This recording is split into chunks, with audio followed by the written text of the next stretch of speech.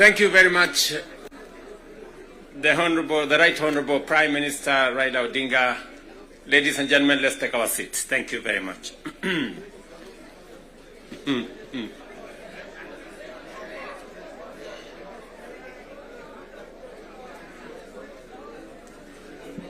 Now, honorable members, let me join the Right Honorable Raila Odinga and all the leaders who have spoken before me to welcome all of you to this very important first ever parliamentary group meeting that brings the two major coalitions together today here in Karen. Karibuni sana.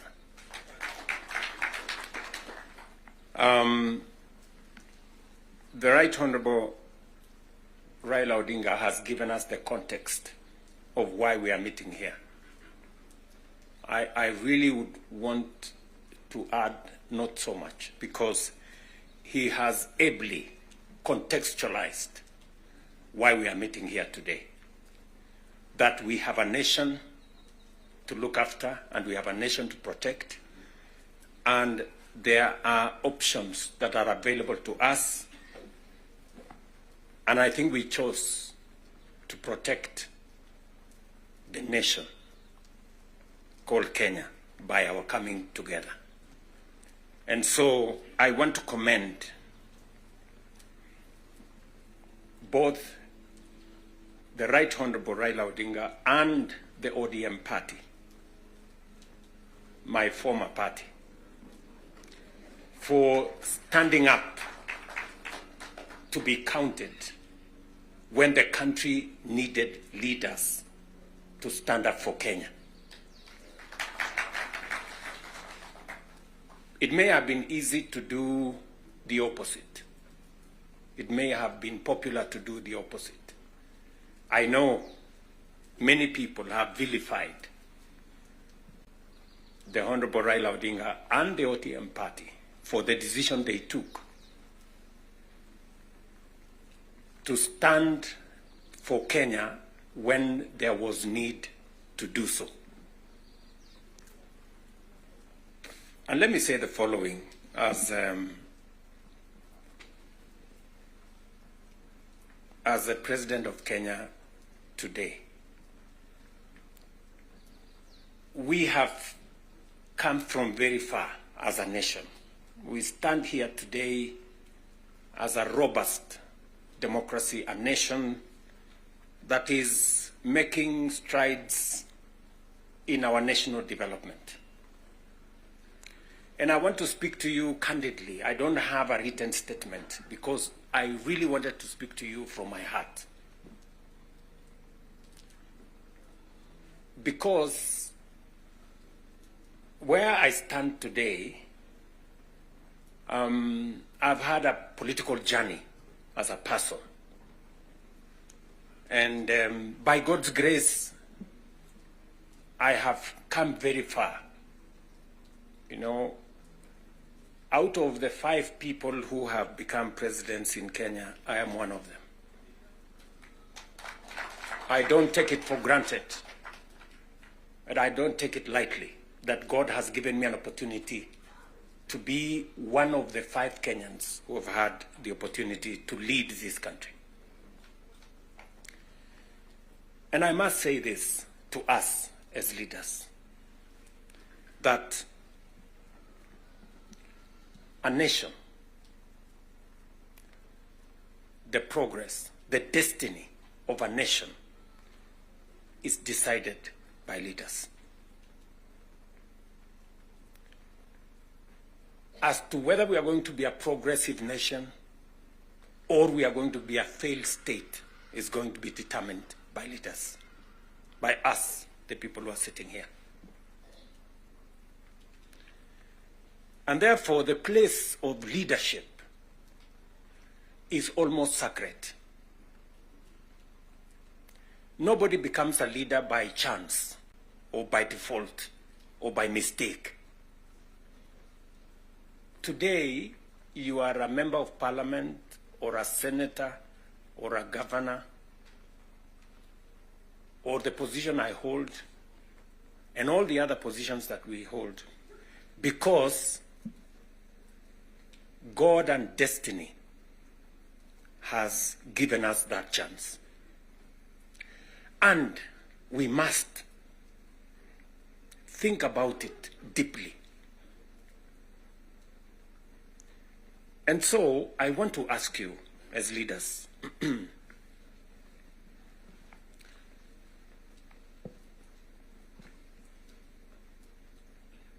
the Honorable Prime Minister has given us a history of countries. I will add to that list 2 countries. Singapore and Kenya were the same countries 60 years ago.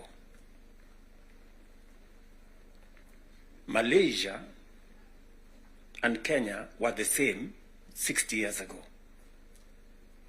But today, we play in different leagues. They have managed to progress to the first world. We are still where we are. The difference between what Singapore has become and what we are is leadership.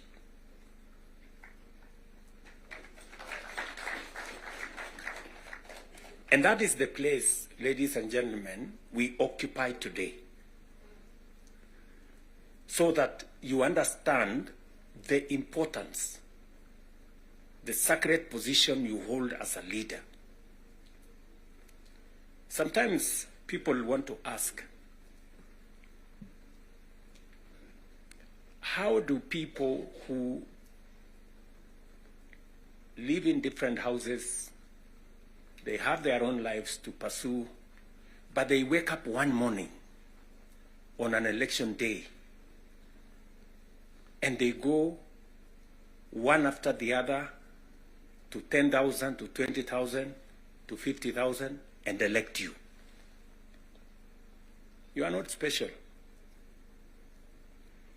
But it is a moment that God has given us as leaders. And therefore, we must do whatever we are doing, knowing very well that we have a heavy, almost sacred responsibility to the people we lead and to the nation of Kenya.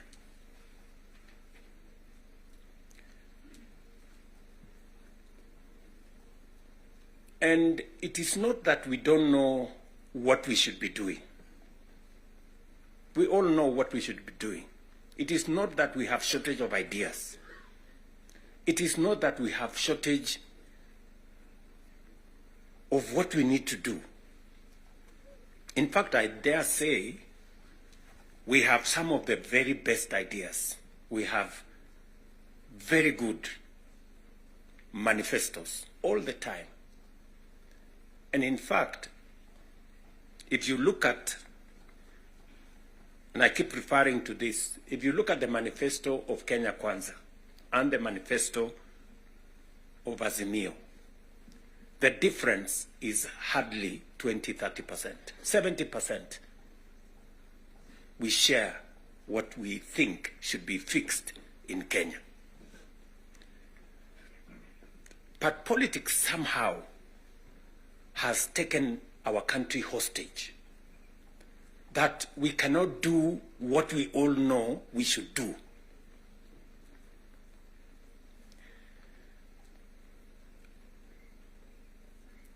I have said that the difficulties that I face today as a president in Kenya are self-imposed. You know, I imposed on myself all these difficulties. Implementing the new funding model, implementing SHA, implementing housing, doing all those things. If I hadn't done any of those, I would be a very popular person, and but the country would not have moved anywhere. I am confident that if Raila had become president, he would be doing what I'm doing. Yes. he would be implementing SHA, he would be implementing housing, he would be doing reform in the education, he would be doing reform in agriculture. I know that for a fact, because I have been in his school of leadership. That's the correct position. And he would be as unpopular or as he'd be having the same difficulties that I have today. But these are necessary for Kenya to change. Friends, we cannot change the country otherwise. And that is why he has the courage to stand here and tell you, let us stop the extortion.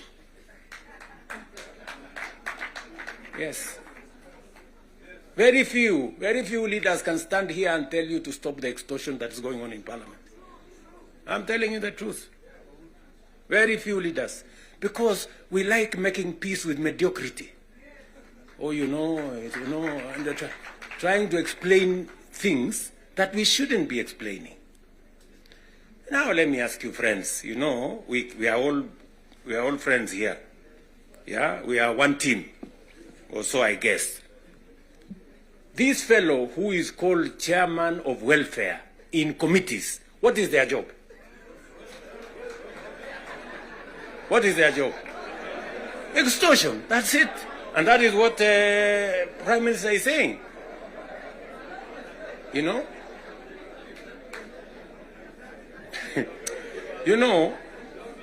What is Sokohuru?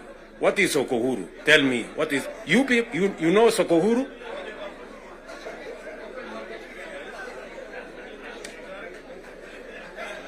So, let me tell you. No, you see, and this is the same problem that we face. This is the same problem that we face. Because, look, for example, we passed the law that we all know, friends, we all know the problems we go through with fundraisings for people who have hospital bills. All of us. In your phones, you have WhatsApp groups. So-and-so has this, this condition, so-and-so has this condition, to contribute here. True or not true? Yes. But we don't want to fix it because it's difficult.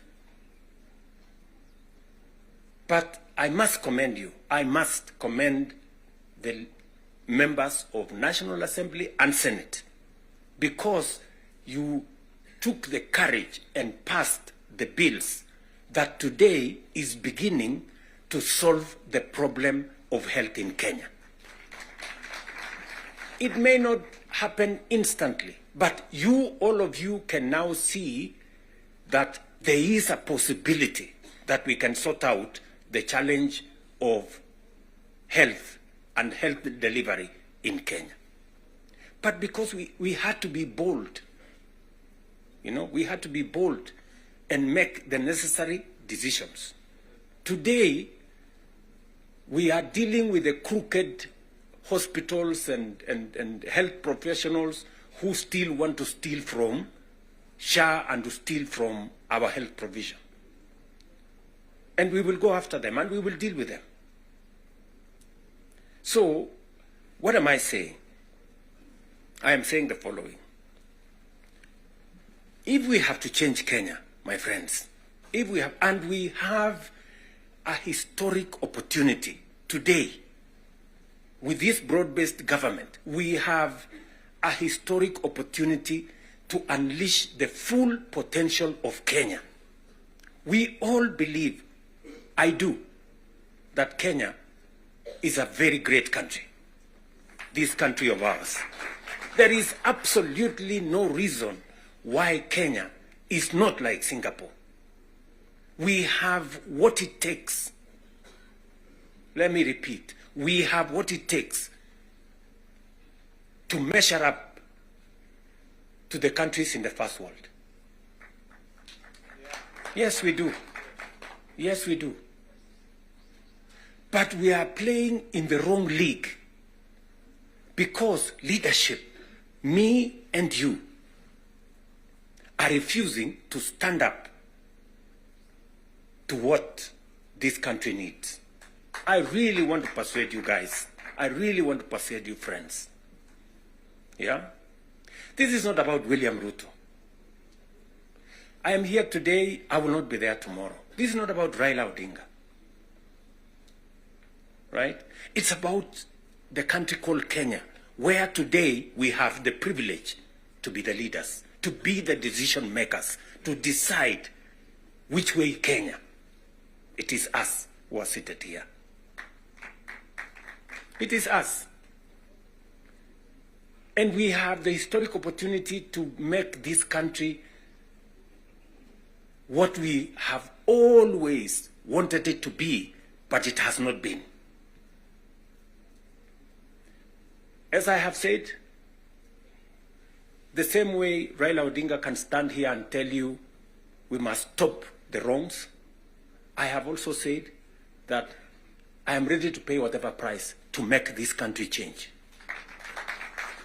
Yes, we must change this nation, and we can do it. Look, housing was part of our conversation for the last 30 years. Yes, we've always talked about housing and how important it is and how it is going to create jobs, how it is going to stop land fragmentation, how it's going to allow us to produce, to save land that is meant for food, how we are going to have decent housing, how we are going to reduce on slums, how we are going to have decent livelihoods. We've always said that. The Right Honorable Raila Odinga tried with the first slum upgrading projects. We started there. The housing levy, go and read the Azimio manifesto. Read the Kenya Kwanza manifesto. It is there. It is there in both manifestos. We now are seated here and we have the opportunity to implement what was in the Azimio manifesto and what was in the Kenya Kwanza manifesto. Friends, why don't we just do it? Why don't we just do it? We will do it? Yes. Let us just pull it out and look. You can see for yourselves how transformational it is. Today, using the housing levy, we are not only doing housing, we are doing markets, we are doing hostels. And I promise you, what you see in Mukuru, what you see in Kisumu, because I have been there with Baba here, what you see in Eldoret, what you see in Nakuru, what you see in Kiambu here, what you see in almost every part of Kenya, is just housing implemented for 2 years. And you can already see the kind of impact it is having, the number of jobs it is creating, the way it is bringing change in our towns and cities. Friends, if we were to do this for 10 years, if we were to do this for 20 years, and this is a project that has been delayed, we are supposed to have done this 30 years ago. Tell me, if housing was implemented 30 years ago, how Kenya would be looking today. We wouldn't be different from Singapore. We may have started late, but we now have a chance to do it. I want to ask you, I want to request you for us to come together. And we are not coming together so that any one of us can get anything. We are coming together so that we can transform this country. And it is possible in our lifetime to change Kenya. In our lifetime. We now have maybe 320, 350,000 young people working in that space. We could double that to 700 in the next 2-3 months. We could scale up that to 1 million by next year. And we can energize the transformation of our country. That is why we are sitting here. That is why Baba and I have called this PG. Baba has told you we are here for Kenya.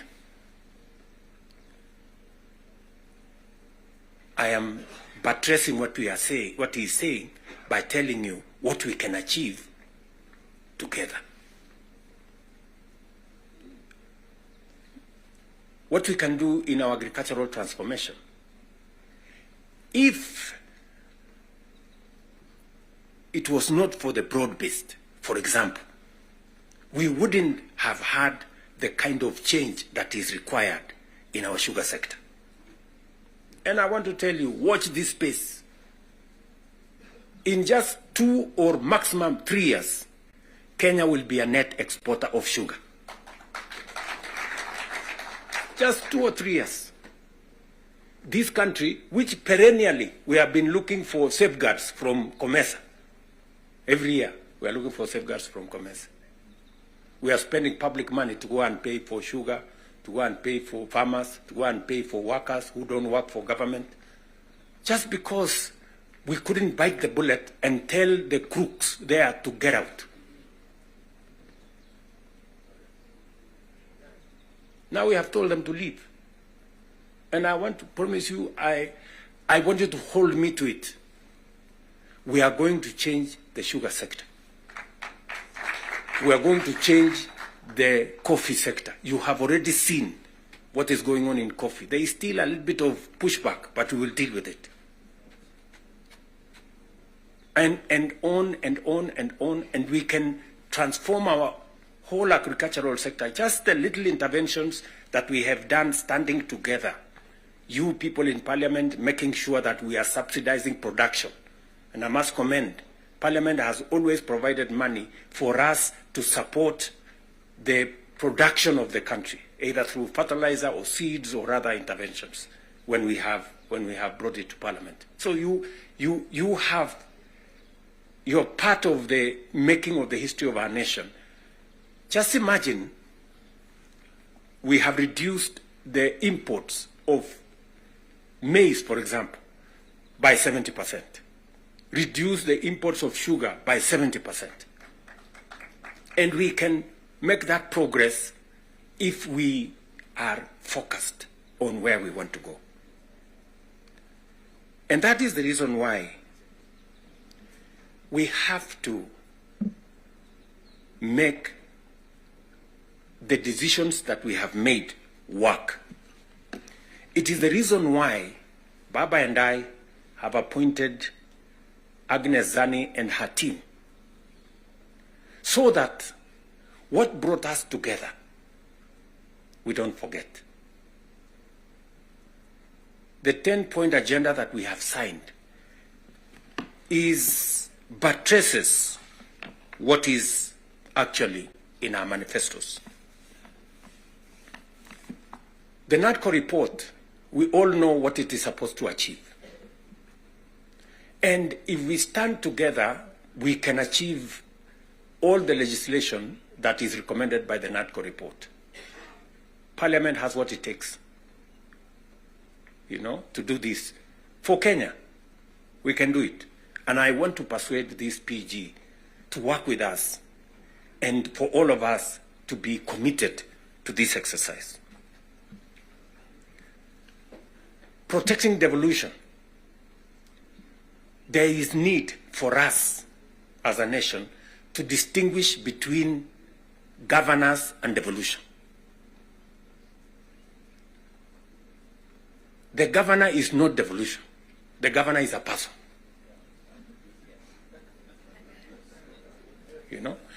Devolution is about the people. It is not about the governor. And we can deal with the governor without disrupting devolution, if there is need to.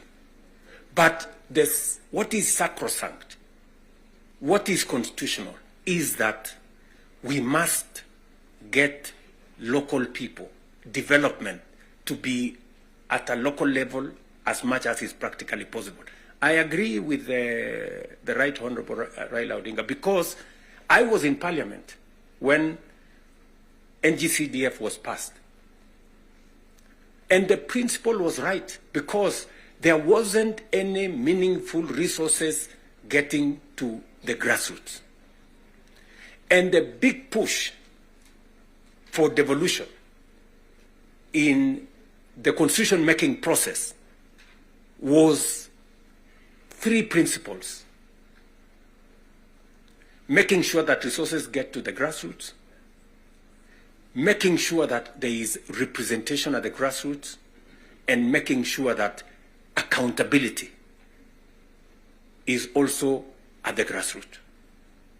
So we need a conversation. You know, there are legitimate concerns on how resources are being spent at the counties. There is. We cannot also run away. There is legitimate concern. Let me ask, for example, the latest Sokohuru in the Senate.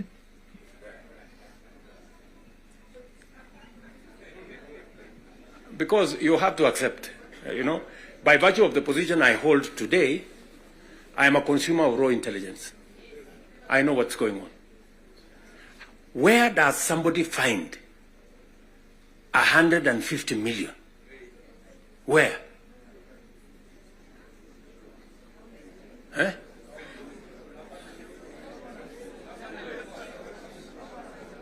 Is that his money?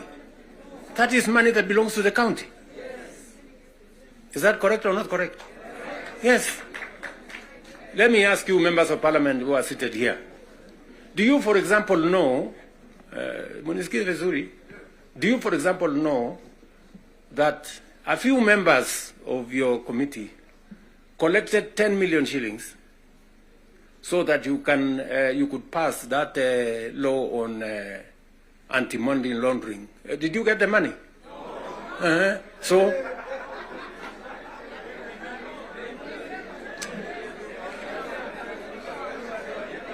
So, going forward, si tunataka tukubaliane, si we are one team. Yes, there are people who are destroying the credibility of Parliament. And they are collecting money in the name of Parliament. And some of the time, or most of the time, that money never gets to Parliament, it gets to a few people. We are not going to shame them. We are going to arrest them. Yes.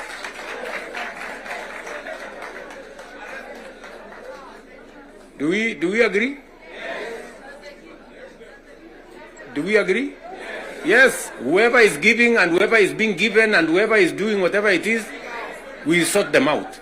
Because the reality, friends, the reality is that there is a problem. And we all know here, tukitaka tu kusema ukweli, there is a problem. And unless we sort it out, we are going to destroy our nation. We are going to destroy this nation unless we sort it out. And we must be as candid to ourselves here as we are candid in implementing what is transformational for Kenya.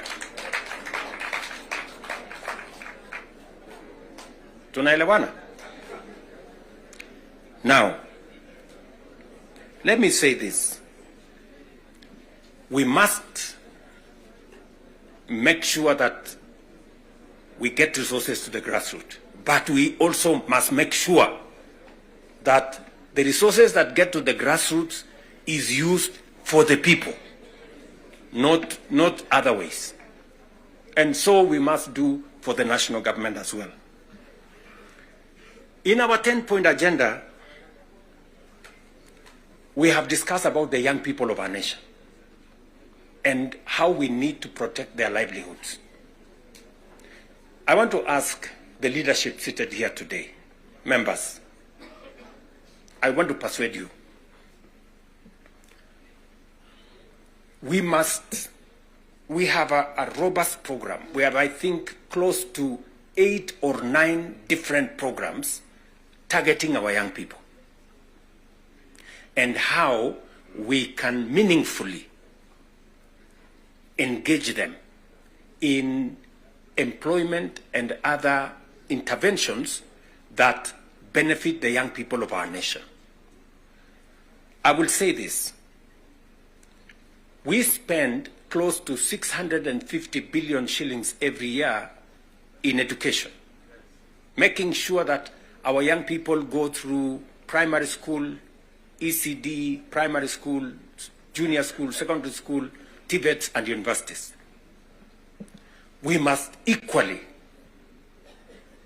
have clarity in how these 650 billion shillings we spend every year, at the end of the day, how do we recover that money? By making sure that our young people become a resource for the development of our nation instead of being a problem to our nation. We must do that. And there are 6, 7 interventions that have gone through Parliament. Housing is one of them. Export of labor is another one. Digital jobs, and every member of Parliament here, especially of the National Assembly, you have resources to do ICT hubs. I remember discussing with Sirma there, chairman of NGCDF. I remember discussing with Kiarie, the chairman of ICT. And if there are any issues that concern, sometimes maybe we have a problem with resources, Mbadi is here. He knows that if there are resources that needs to be made available, it's for us to provide interventions for young people to get an opportunity to work. You know very well that we can create hundreds of thousands of jobs in the digital space. You are aware of what we are doing in Nyota. You are aware of what we are doing in KJet. And if you don't, we should be able to explain to you so that you become part of the people, because you speak to hundreds of thousands of people every weekend, every day, as you go about your responsibilities, how they can tap into these opportunities and create livelihoods for the young people of our country so that they too can make a contribution towards making Kenya what we all want it to be. And I can continue, and I can continue on all the other aspects that we have worked on. We agreed that we must have a conversation on national debt because it has the potential to threaten our development. It is the reason why my good friend Mbadi and I have been in many different places, and we have done the most that we could to contain the issue of debt. We have gone out of our way to look for alternative sources of funding so that we don't always go to borrow. We have gone the route of securitization. We've gone the route of private-public partnerships. You know very well that we will be starting the construction of the road all the way to Mau Summit from here, Ironi. We are not going to be spending any debt money from government. The road is going to be built on private-public partnership. You know very well that we are going to begin the railway going all the way from Naivasha to Kisumu all the way to Malaba. We are not going to be spending money from debt like we did with the first section of the railway. We are going to be using public-private partnership to do that road. And many others that we have, we are thinking outside the box so that we can craft alternative mechanisms of delivering on public infrastructure or public goods without necessarily endangering the country with national debt. So we are working at it. It is part of the recommendation of the 10-point agenda that we must deal with. And we are seized with that matter. We will be giving Mbadi and company will be giving a report to Zani's committee on what practical steps are we making to respond to the issues in the 10-point agenda. What are we doing about the young people? We will be able to tell Zani and the PG should be there to monitor what we are doing, so that we not only do it for us, but we also do it for the people that we represent. And finally, because I do not want to belabor the point, I said we have a historic opportunity. It is not always that protagonists come together to look at the greater interests of the country. But God has given us this opportunity. And I must commend Baba here, because very few leaders have the courage and the mettle to withstand criticism and stand for the nation. Very few people. Very few people. Many people look for what is convenient, what is popular, even if it is wrong, and they want to pander to it. But when a nation's destiny is at stake, you need statesmen, you need people who have the courage to put Kenya first and everything else secondary. So, what am I saying in conclusion? I am saying Zani and team have a job to do. They will be briefing Right Honorable Raila Odinga and myself on what needs to be done. We will be able then to guide what will be happening, what the executive need to do, what the legislature, the role the legislature need to play, and the role others may need to play. And as we do that, we will need another opportunity to be granular. Today was the first occasion for us to deal with this. But down the road, we need to bring the members of the executive, at least the ministers, to come so that we can have a meeting of minds between the executive and the legislature on matters that are of national importance. Further down the road, we may need that engagement. Maybe not in a sitting like this. Maybe we can organize a retreat for 2 or 3 days, so that the questions I see members of parliament asking on some of the programs, we can fully understand the import of the programs we are running, what they are meant to achieve, the transformation that is supposed to happen, and how we position ourselves to make sure that we provide the push necessary for that transformation to happen. Again, focusing on the greater picture, the bigger picture of our nation. So, ladies and gentlemen, I want to say thank you very much for coming for this session. I know we will listen to you by way of feedback on some of the things that you want us to respond to. We are here because we are one team, and we want to succeed together. And we want to make sure that none of us is left behind. Are we together?